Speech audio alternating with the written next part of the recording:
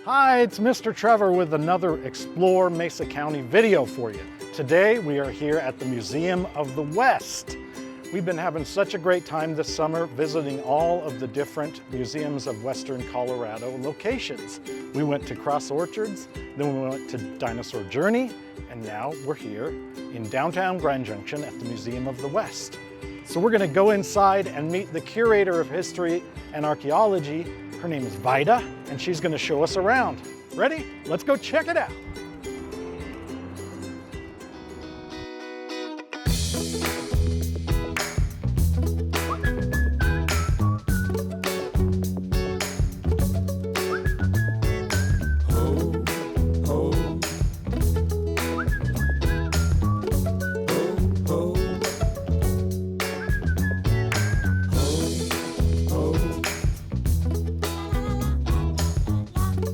All right, well now we've come down into the main part of the museum and we're going to find and meet our friend Vida. Let's go find her.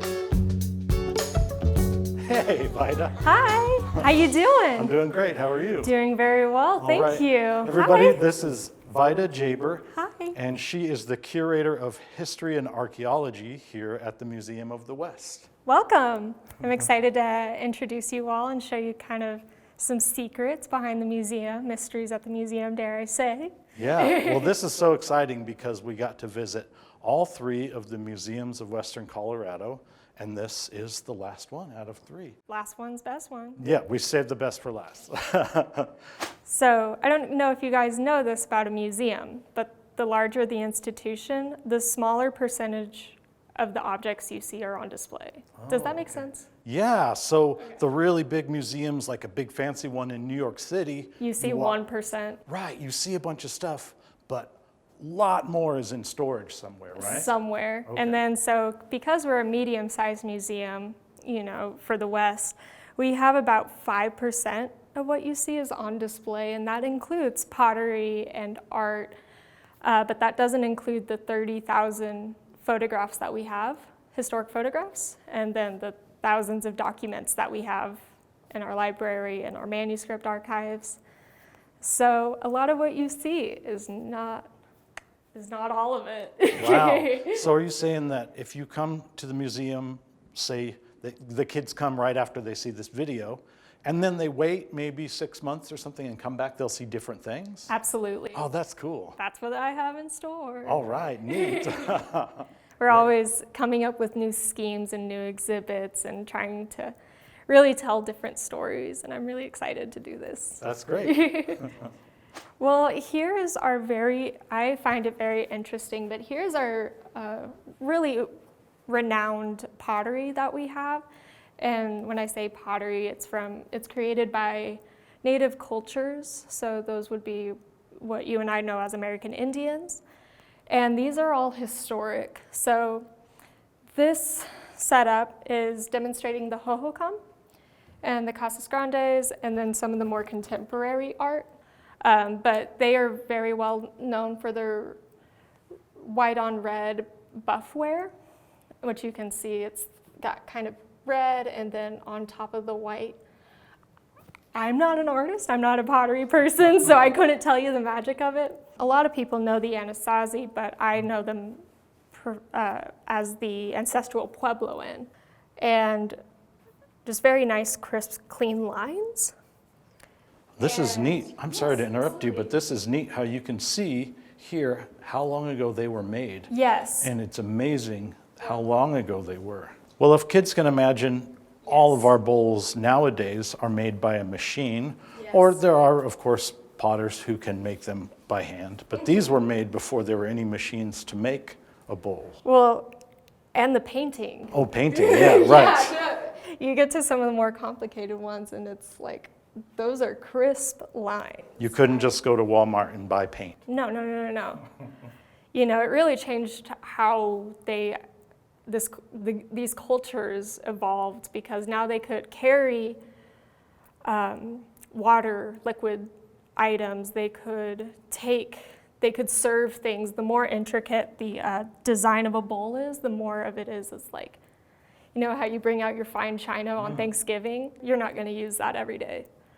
Wow. That's not going to hold your SpaghettiOs. Wow. Well, could we go take a look at that classroom? Absolutely. All Let's right. go take a look. Let's do it. So this is a one-room schoolroom. I take it that means that if you went to school in a place like this, all the kids and all the ages studied all of the subjects in the same room. That is right? exactly right. Wow. And that our first teacher, Nanny Blaine, Yeah. she dealt with a lot. Oh, wow. So we know the name of the first teacher here. We do. Her name Wow. is Nanny Blaine. She didn't teach for a very long time. She eventually got married and moved away, but she was our very first school teacher. And I believe the very first school, it was built out of vertical cottonwood poles with a canvas roof and oil-papered windows. So if you even sneezed, it probably would have come down. And that was built in the 1883, 1884-ish time. We can tell that because the American flag that you see, it is the same flag that you would see when Colorado became a state. So it doesn't have 50 stars yet because the United States didn't have 50 states. That's exactly right. Wow. And the high schoolers were passing notes, I'm sure. Yeah. Before text.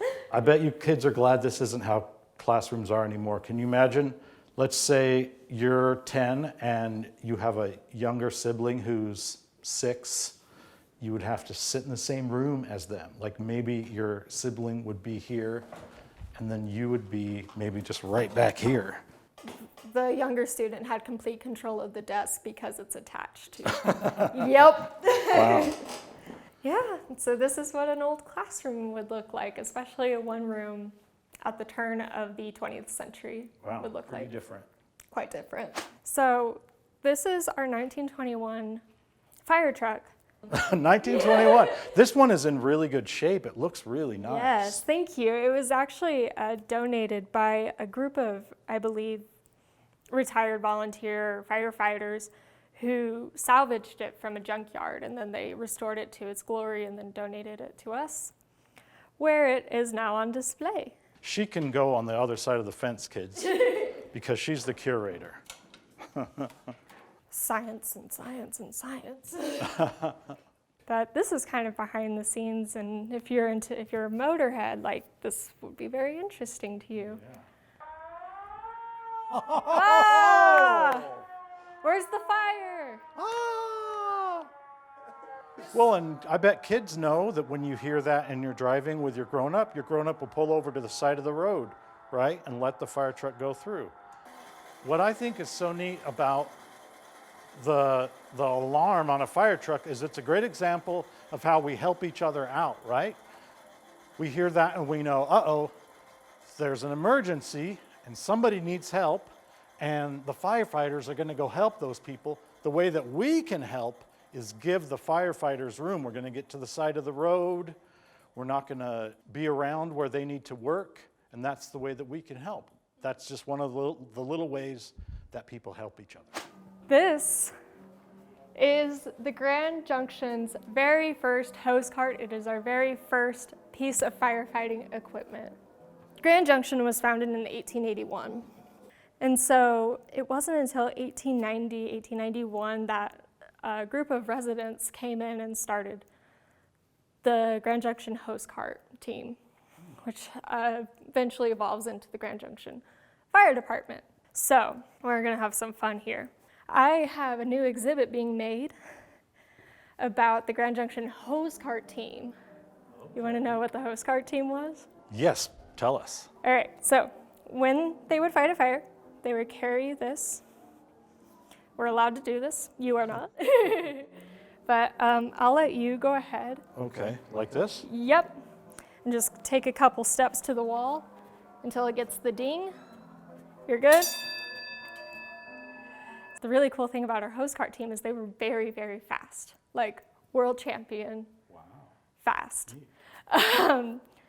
Before they had horses and before they had cars, like this is it. Wow, so kids, imagine if there was a fire.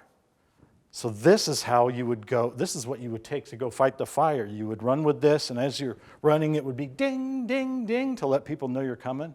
Kids, can you imagine that? You've probably seen movies or something where the firefighters are waiting to go out and help, and they get the alarm and they maybe slide down the pole and they put on their equipment and they jump in the fire truck, right? Well, imagine all of that, but then instead of jumping in a fire truck, you grab onto this. Yep.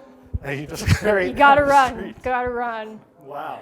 It was a very competitive sport, and like all the different fire departments got together, and we held races here and in Glenwood Springs, and we became world champions. I'm just saying. Wow.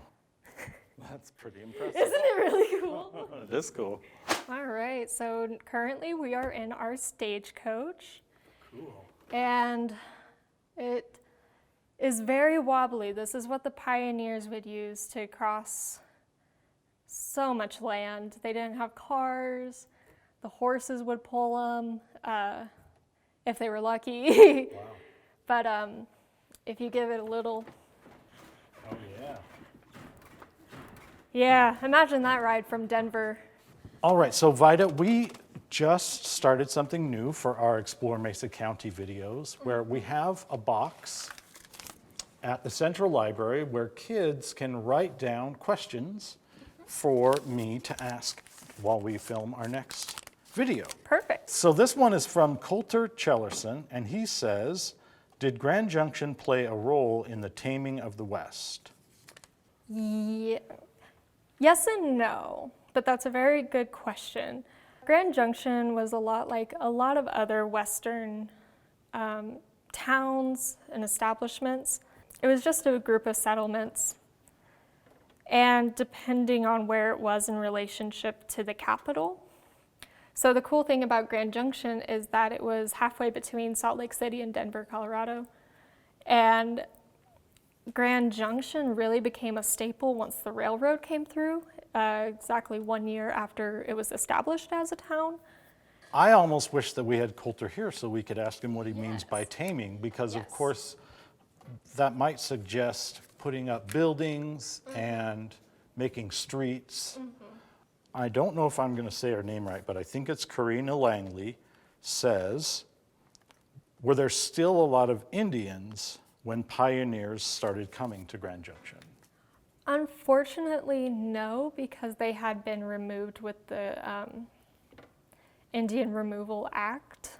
And so they were honestly displaced into other locations. Because no known tribe essentially lived in Grand Junction proper,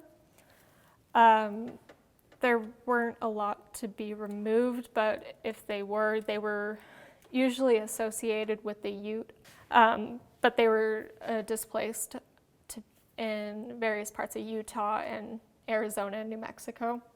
But they did have a role to play in the Teller Institute, which was what we know as an Indian school off on Riverside Parkway. That used to be an Indian school, and that's kind of where they taught them to adapt to what we would call white culture, to kind of anglicize themselves and, no nice way of saying it. Yeah.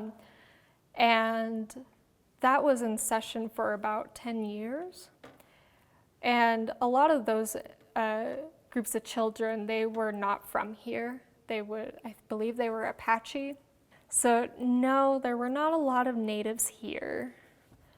And if they did, they were displaced to other locations, which we now know as reservations. Karina and Coulter, those were very good questions, very thought-provoking. So thank you. Well, Vida, thank you so much for letting us come here and check out the Museum of the West. Absolutely, it was my pleasure, and I really enjoyed having you guys, and I'm excited to be open again. And we want to tell you about something that we have that's a partnership between Mesa County Libraries and Museums of Western Colorado. You can go to the library and check out a pass. So you'll check it out just like you would check out a book, but you have to go to a desk to find it. And then you can have a pass, and I believe it lets you go to any of the museums of Western Colorado. So the 3 places that we have visited with these Explore Mesa County videos. Museum of the West, Cross Orchards, and Dinosaur Journey. Thanks so much. Absolutely. We hope to see you all, whether with the museum pass or with your family. All right. All right. Well, Thanks. thank you guys so much. Thanks for watching. Bye. Bye. Woo! Woo! I could not take. I know. Imagine reading in this.